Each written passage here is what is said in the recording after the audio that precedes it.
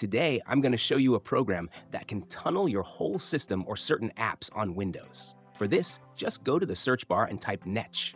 Just go to this website.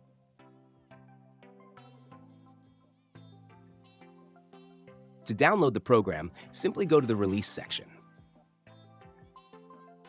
Here, we can also download the latest version. Since this program is portable and doesn't require installation, you just need to extract it.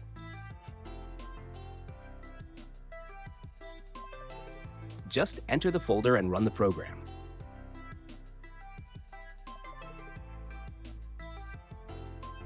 You can also add your own server from the Server section. I already have a server, so I'll be using that. Just click on Import from Clipboard.